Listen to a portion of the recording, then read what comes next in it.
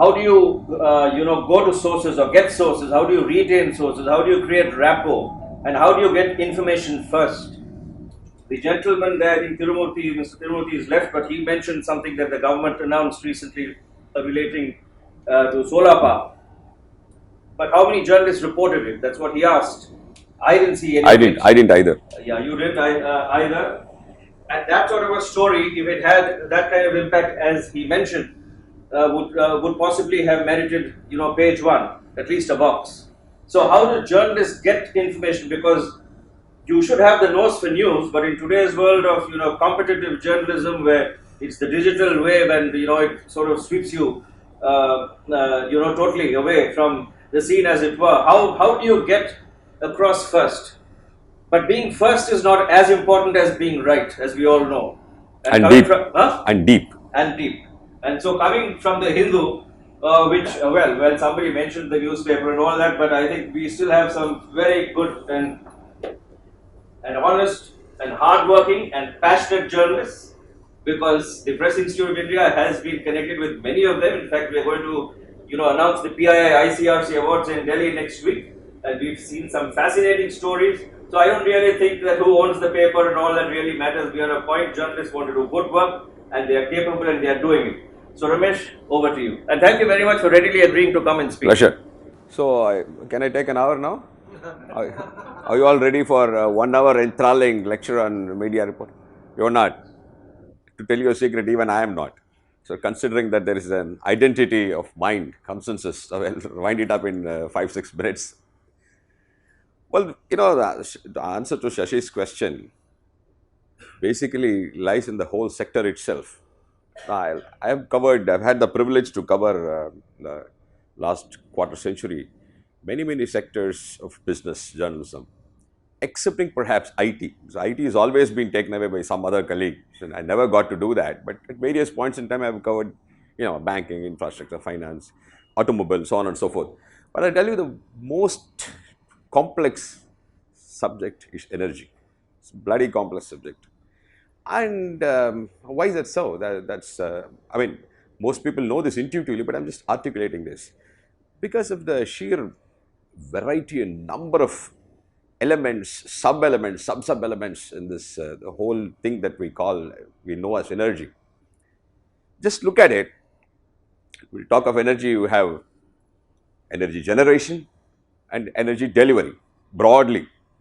And when you look at energy generation, between how many sources are there? So you have coal, which is a huge subject in itself. I don't know how to tell this audience. And then you have nuclear. Look at it. The issues of coal and issues of nuclear, both of them thermal energy, are completely different. And then you have gas, which is probably somewhat related to coal, but still the issues are different. Then you have, for whatever it is worth, you have biomass. All these things come under thermal energy. We generally know it as thermal energy, but each one of these subsegments is a subject by itself. And then move further a little down, you come to renewable energy, wind and solar. Now, all this is only electricity. Electricity itself is such a huge subject, but there is energy beyond electricity also. If you call electricity, you think of electricity as a Pacific Ocean. There is another Atlantic Ocean elsewhere, which is oil, fuels, that's also energy. Let's not forget, we're not discussing only electricity here, we're discussing all fuel, all energy. You have oil, and you have very interesting things like heat. I don't know how many of you know that there is one company in Chennai, Hatsun Agro, a very familiar name to all of us. It buys one very interesting commodity, which is steam. There is someone who produces steam and delivers it to Hatsun at a particular temperature and a particular pressure. This thing has not caught on probably well, and these things are, I'm sure, very a lot of people know that it's very common in Europe. Martin might vouch to me that whole concept of district cooling. I've seen in Helsinki, near Helsinki, there is a waste to energy plant which produces not electricity, but it produces hot water and delivers hot water to a village 25 kilometers away. Can you imagine? I mean, in a place like Finland, Can you take hot water half a kilometer before it gets cold? But they do it because they heat it at 100 degrees and deliver it 55 degrees, which is really the water temperature that you want from your showers. So those things are there. That's another huge area, and we haven't even begun in this subject yet. Next, then you come to the new, let's say, if this is Atlantic Ocean, the new ocean that's coming up is energy storage, battery, highly complex subject. We all know lithium-ion battery, but it's only a very tiny portion of it. We just scrape around for news. There's so much happening elsewhere in terms of research and development, and all these things will become major sources of news pretty soon. And then you have this another big animal called energy efficiency, which is pretty big in India. It's far bigger than most people realize. Not people in this room, but generally elsewhere. So very, Sumedha will vote for it. So huge things, a lot of strides are happening here in this whole area of energy efficiency. So what I'm saying is, and then energy conservation. The problem for us journalists is, how the hell do I master all these things? No, before I try to learn and understand something here, something else has come up. I would have missed it. This is like the proverbial Kalinga Mardanam, Lord Krishna's dance on the snake. Actually, it is meant to be a punishment. It turned out to be a dance. You know why? Because when one hood was rising, he would stamp it, and another hood rise in the meantime. So he would keep stamping hoods one after the other, and it became a dance. So this has become like that. Highly complex subject. And that presents a number of challenges for us. One is to arm ourselves with enough knowledge. It's very difficult for any of us to become experts in each of these. I mean, it's okay, we can focus on maybe coal, maybe renewable energy, but if we want to have an overview, as we should, and we haven't even talked about energy markets, and I haven't even talked about energy delivery. One thing that most journalists are guilty of is almost completely ignoring the whole power transmission system. We are all focused on generation. Maybe that's because there's a lot of news yield there. Maybe because we somehow, traditionally we've understood that sector a little better. Transmission, what the hell is happening? I mean, so much is happening there. And that's very scary also. They speak of dipole, this and that, highly technical subject again. And there's probably a lot of news to be plucked from there, and we are kind of guilty of having ignored that. So I'm saying it's a very complex subject, and for us journalists to be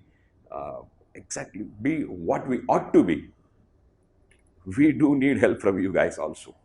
The GSSCs of the world, the WRIs of the world, it is necessary that both mountains should come to Muhammad and Muhammad should also come to mountain, so that they meet midpoint and something happens there. So it's in this context that I am very happy that Shashi has called me over. The other thing is, unlike in other areas like say banking or some other sector, where you have maybe one or two resource persons, there's something happening, the government has announced, you have kind of understood a little bit, you want more insights to it, you call that person and he tells you what happens. Here, with so many things, you need such a huge network of contacts and sources and resource persons. And you need to keep in touch with them, you need to sustain this network, which is itself, in the meantime, you also have to keep at other news, what is happening outside the energy sector. If something is happening in politics, in geopolitics, which will have a big impact on energy, we'll have to keep an eye on that also. It's a very complex subject. Shashi was asking, how do I keep in touch with it? Well, there is only one way you get news, with your two legs. You have to do the legwork. You have to meet people. You have to come and attend seminars like this. Well, I rarely speak, but I mostly present on the other side, happily so. What we all can do is to probably hold more meetings. There ought to be actually, most of us don't understand these things in the technology behind these things. You're probably not more focused on that, or the whole area is very scary. What I mean is, for example, Aarti was speaking about flexibilization of coal. It so happens that I have had an opportunity to write on that, and it should come day after tomorrow. If you want to write on flexibilization of coal, you can't do without if you don't understand what heat rate is. have to, and to understand what heat, first you have to know what the term heat rate, so that you can go and ask someone what the hell this is.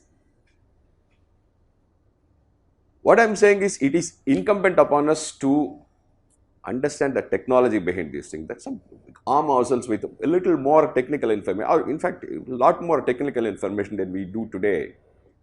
And that's a big challenge, because we don't know who to ask, we don't know where to go, we don't know what to ask.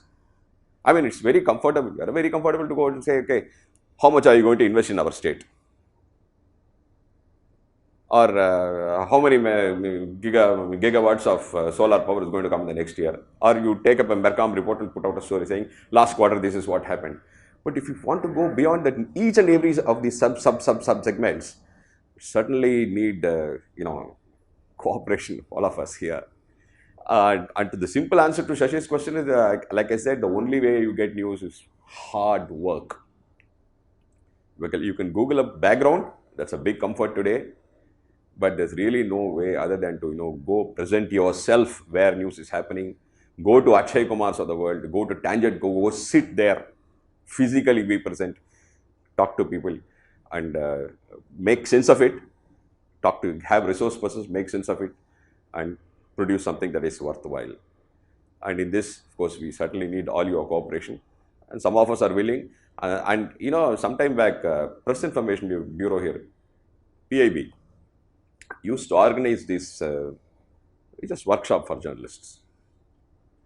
We attend workshops like the one that on the grid integration the other day in Delhi. Highly technical workshop. I mean, I go there and sit and nibble at the facts and try to understand a little bit, go ask somebody, because it's not meant for me. It's meant for another audience. I go there, stand by, sit at the side and try to make sense of it. But if there were some seminars, some opportunities for us to learn, where the information, where the output is meant for us, it will be a big help. And it used to happen, in fact, at my instance, with the request at Mr. T.G. Nallamuthu then, who was the PAB head here, and at my request, he organized a series of meetings here, including nuclear power. That was a big help. We should do more of that. If we do that, then things will work out to all our benefit. And now, I am not the one who is standing between you and lunch. It's your questions. My question is that, of course, human stories, this was also brought up at the beginning of this meeting. Human stories are important, but many a times the various facets of this sector don't necessarily lend themselves naturally to those human stories. There's also this need, and many times when we try doing that, techno-economic solutions become the heroes of the stories. But we see that given the urgency and the magnitude of the issue that is staring down at us, how can journalists take on a more sociological narrative in the way they report on these stories, and what can we provide them with? And also how can there be greater acceptance among the readership in terms of taking on a more sort of sociological approach, which looks more at the systems and structures within which. So you're saying there ought to be more sociological stories, or we have to go beyond that and look at other things? I feel that given the challenges and the magnitude and the urgency, that we need more sociological narratives. At the moment, it is very piecemeal, and many a times even the way we talk about the human stories, the center point is around whether it makes economic sense or how edgy the technology is, rather than look at the social structures that are being impacted and also impact these forces. Well, my impression of the whole thing is somewhat different, although I could be completely wrong. I thought there were a lot of social issues being discussed, more social issues being discussed than techno-economic, and certainly less techno than economic. But if what you are saying is true, once again, I think, we guys can only say that we are prepared to do the job. If we get inputs, what gets reflected in the paper is the inputs that we get.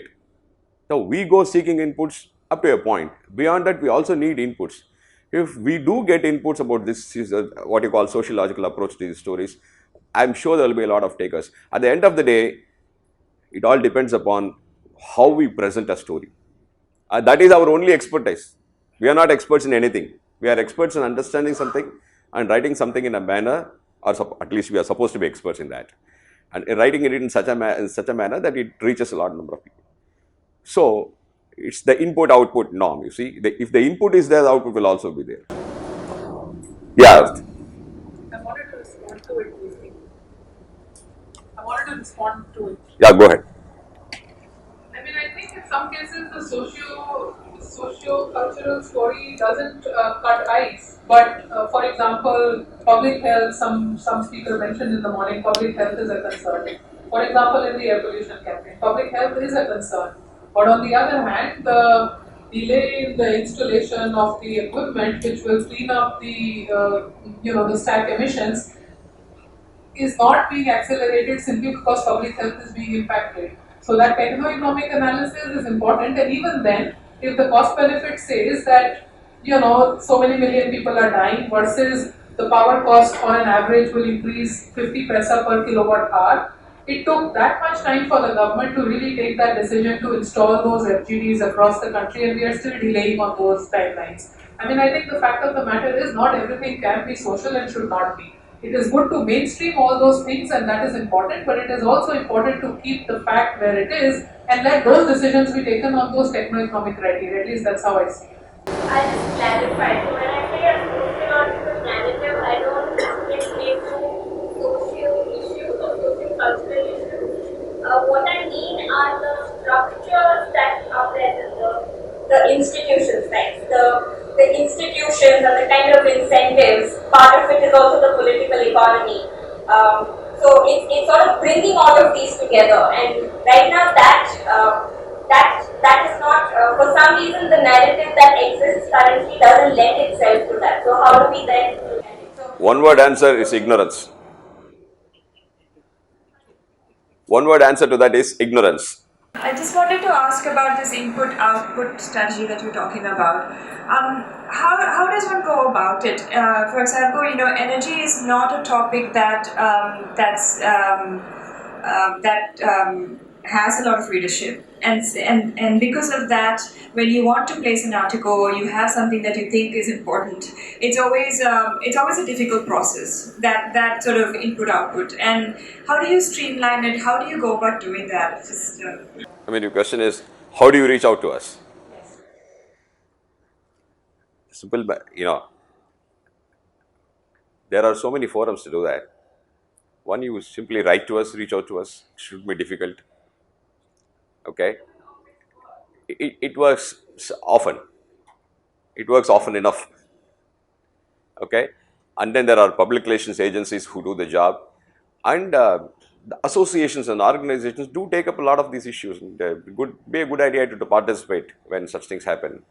Like this one, for example. This is not a good forum for two-way information. I do recognize the challenge. I do recognize what you are saying. I'm not trying to belittle what you are saying. Yes, how does a person, who is in some other walk of life, maybe working in a company, how does he know who to reach out to, which journalist to go to, which newspaper to go to, how to? And so I'm asking more from, I'm part of the project that is holding this today. And so we have experts who are writing op-eds and at a critical time that we know that this needs to go out. But at the same time, we find it difficult, we send out to newspapers, we find it difficult to place it at the right time, to get answers from journalists, to move it, especially because the subject is dry and not a lot of people have interest in it. So I'm just wondering, what are those forums? We are holding a forum for it now, which is great, but how do we then reach out at those critical times that we know where the solar policies come out and it needs certain amendments that people need to know about, things like this? Well, I do get a lot of such mails and such calls, and I've always entertained those. I will listen to every one of them carefully. I may not publish every one of them, or my paper may not publish it, because sometimes others want to publish, write under their own names. So it may not always happen, but we certainly do sit and listen, especially if the subject is current, as you were saying. If something relates to what is current, but certainly, after all, we also need inputs, right? So for us to keep ourselves in our jobs. So, Give your contacts. yeah, most certainly I will give you, I mean, the whole list of journalist contact available and I can give it to you. Well, I'm, it's difficult. I mean, we have to know you, you have to know us. But, you know, we have to start and build upon every step that we take.